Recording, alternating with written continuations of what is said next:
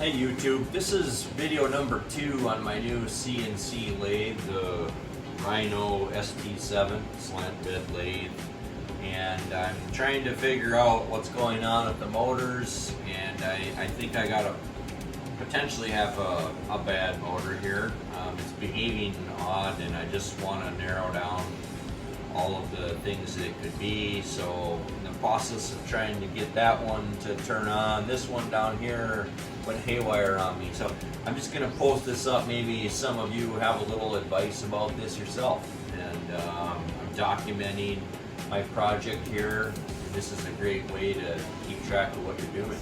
And hopefully this helps other people too. So please like and subscribe.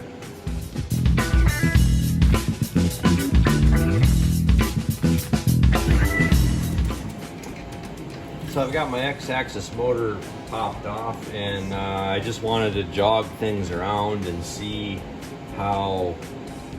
if I can get this thing to turn smoothly when it's not hooked up, because that's the issue right now. Is it's kind of jerking around, and then it's not seeing the home sensor when it gets up there either. So get ready for some fun if you're going to work on one of these old things, because I took that motor off. It's sitting right there. I don't think I'm shorting anything out. And now I went to home the Z. It slammed into Z and it kept going. And so now I have on the screw there on the very end of it on the other side, there's a cover you got to pop off. It's an 1/8 inch socket head cap screw. It's on the end of the shaft. And as you can see, now I'm able to move it back. So I'm going to do this, but now you'll see what I'm talking about, what's going on here. As soon as I undo the E-stop, this thing is just going to take off. See, that's crazy. So, not sure what to do next. I'm going to kill the power and restart it and see if that does it.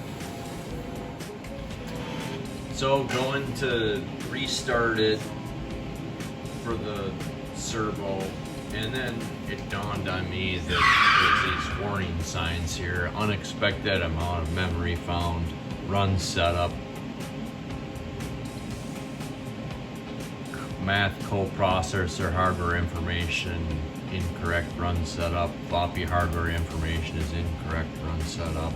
So what I would normally do is, let me go over here a little bit, is I would press, this is F1 to continue to boot the program, but if you press the one that says program, that's actually F2.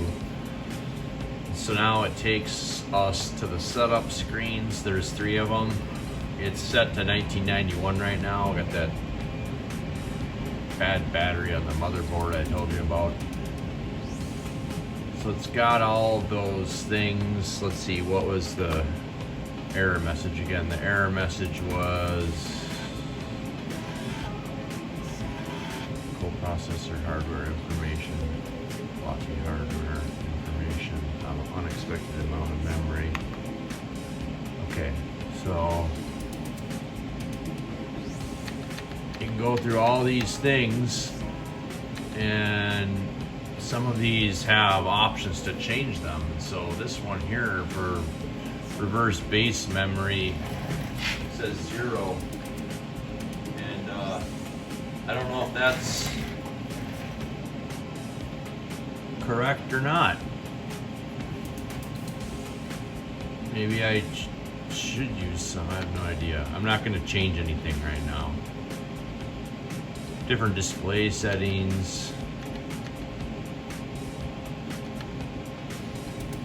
hard drive settings, math coprocessor installed.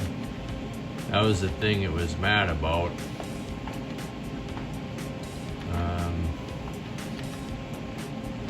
BIOS shadow.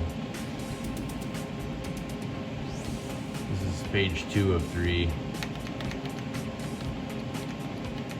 Yeah, I don't know.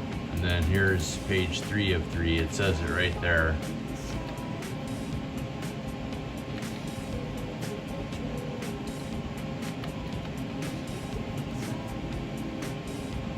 non-cache block 1 disable, size 64K with other settings.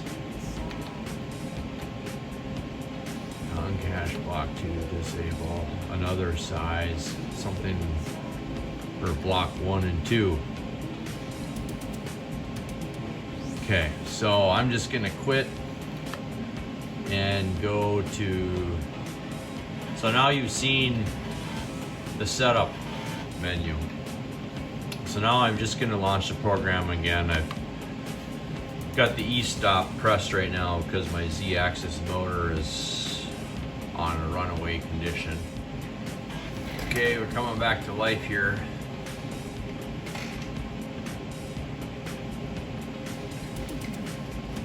I'm just gonna leave this here so that way you can see everything that flashes up on the screen. You know, it even says right there, rhinorobotics.com, R-H-I-N-O robotics.com.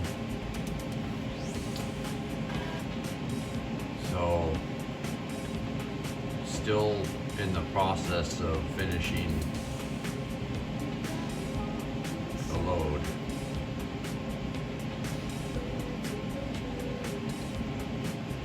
Okay, so now we're at back at the main screens here. I'm gonna back up. All right, so I've got the machine rebooted. I've got a little travel. I don't know if you can see quite that far down. There's a little travel on the Z-axis. You'll see this move though if it gets the command. So, oh, let's see here. Does it move? Oh my God. Now it's trying to move the, this is hilarious. Now it's trying to move the X-axis. Why on earth?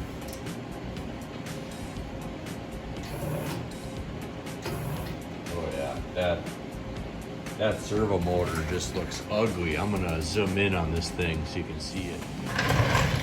So this is the X. Now watch this. It's like shaking when I undo E-stop. It shakes and man, I don't like that. I'm gonna see if I can manually jog it.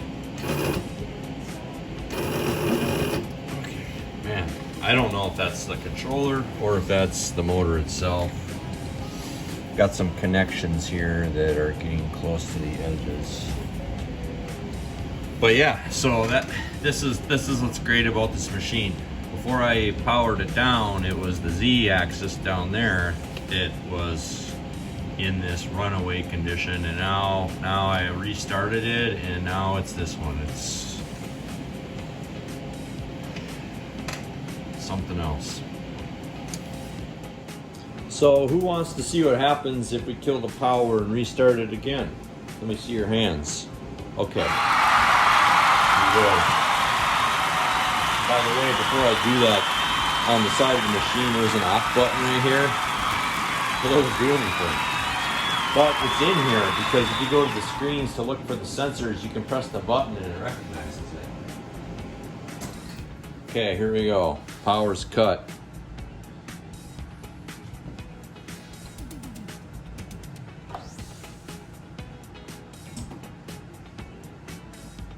Okay, the power's back in. And now I press the button here. Let's see.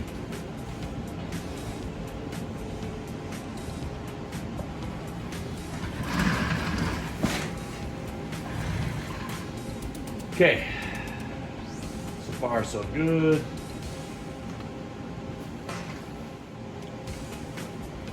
Okay, reboot number 2. Now let's see if either one of these comes on with the E-stop unpressed.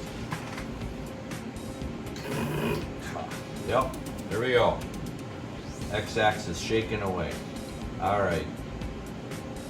Well, I think I'm gonna unplug this thing, label the wires, and then unplug it, and then gonna see if I can control the Z again.